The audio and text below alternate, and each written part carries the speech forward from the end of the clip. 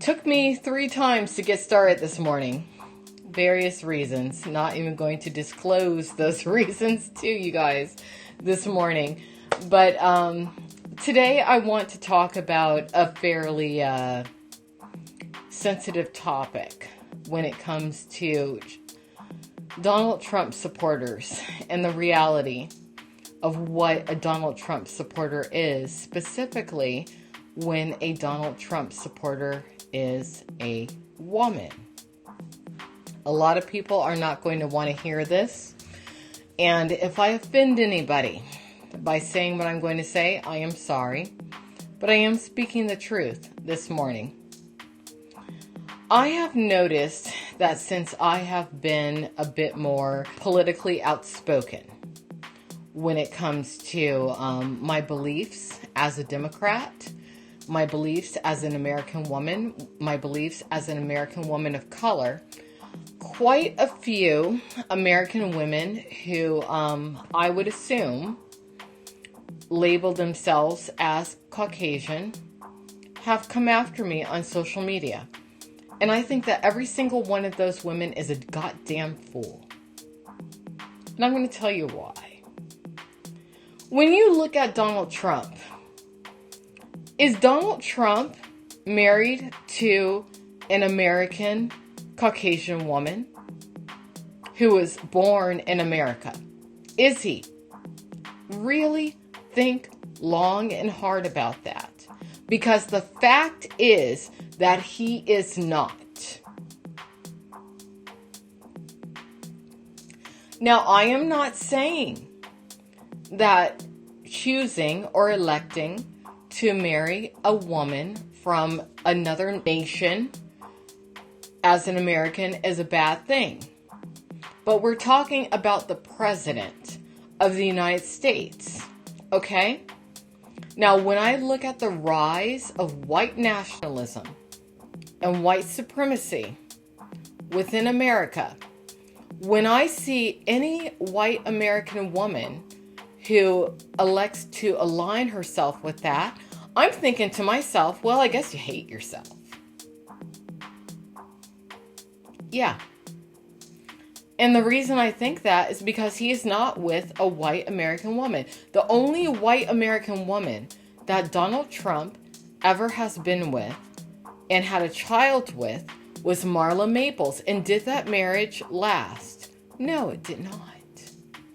Before her, he was with a woman, Ivana, which spawned his children, Donald Trump Jr., Ivanka Trump, and Eric Trump.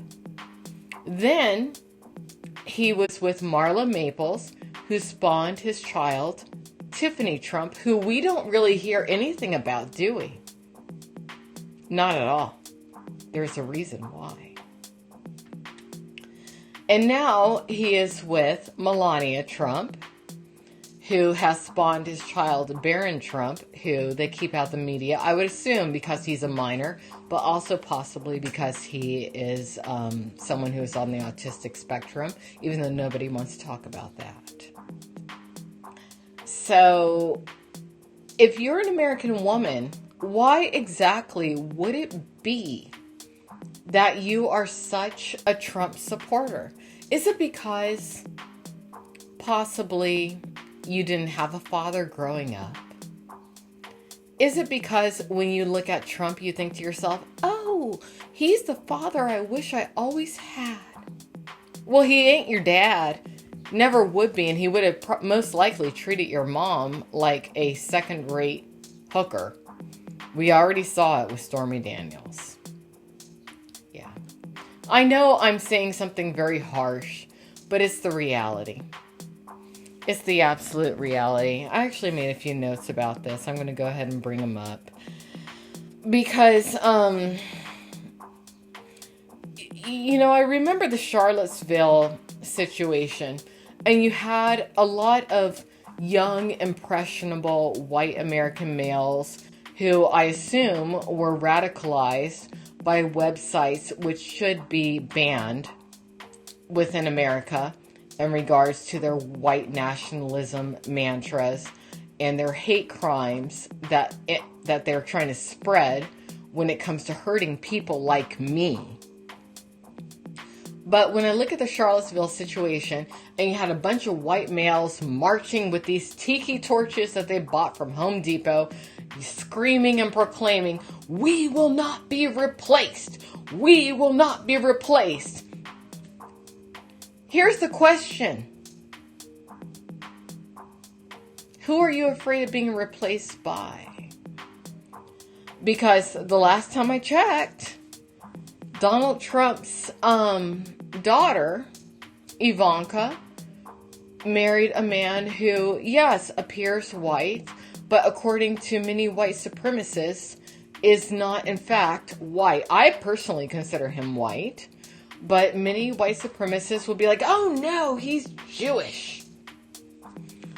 I don't really understand this whole white Jewish versus white Christian, dichotomy to where people aren't labeling Jewish people white. I truly do not understand that.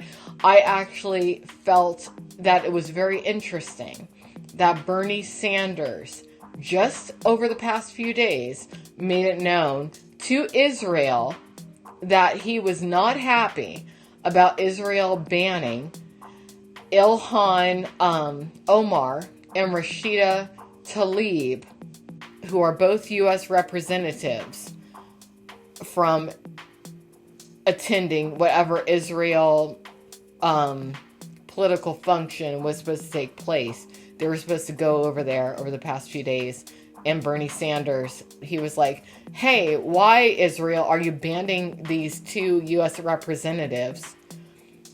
Because it's never happened before. U.S. representatives have never been banned from Israel in the past until Ilhan Omar and Rashida Tlaib."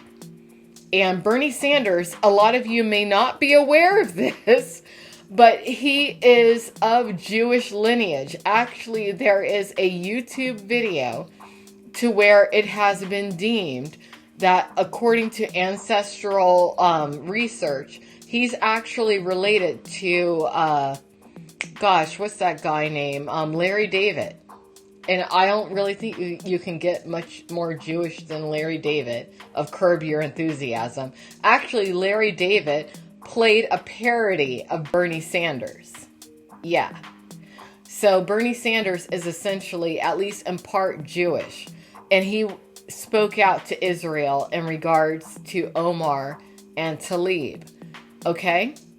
So that's going on. But let's get back to the Charlottesville tiki torch carrying lunatics who are screaming, who proclaim themselves as, I assume, being white nationalists and white supremacists. "Oh, we will not be replaced. We will not be replaced." Ah! Well, let me tell y'all something. You know who's replacing you? White supremacists and white nationalists? Because you can't keep your dick in your pants. It's your own children. I am very aware of quite a few white nationalists and white supremacists who have multiracial children. That is who is replacing you.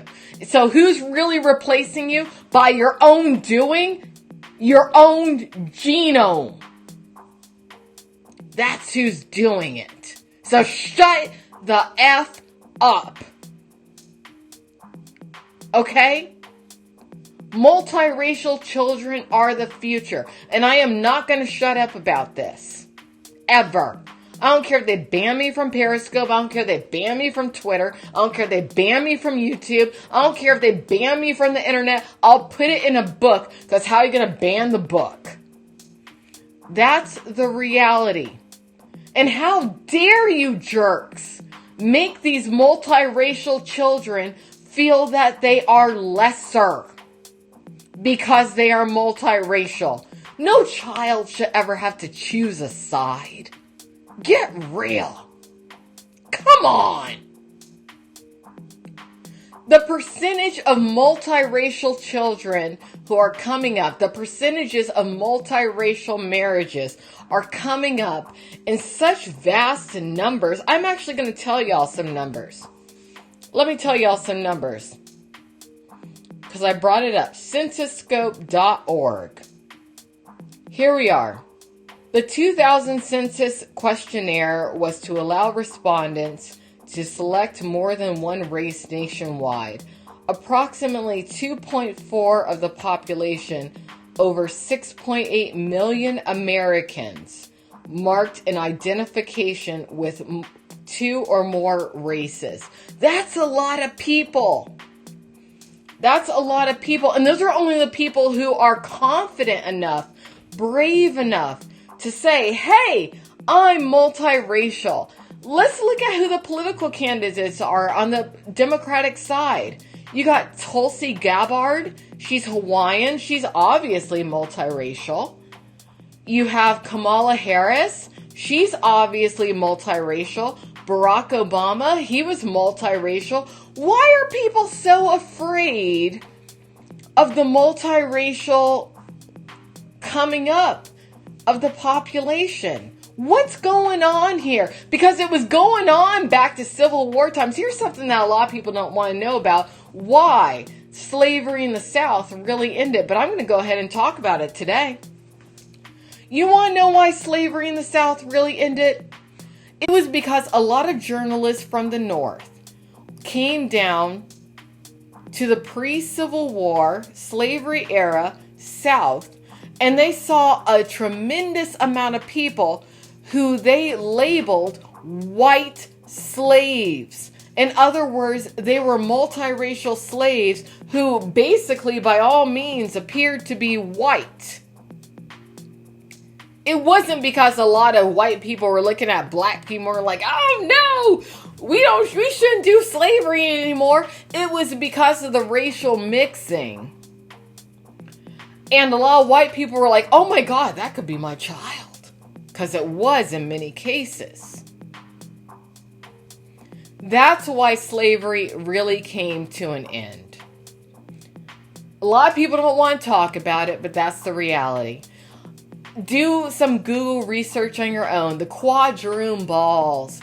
I mean, that's why actually today the whole human trafficking and sex trafficking thing in America is such a problem.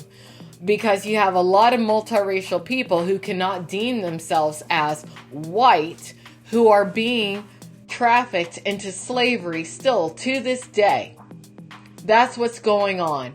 I have been fighting it. Other people who are my friends have been fighting it.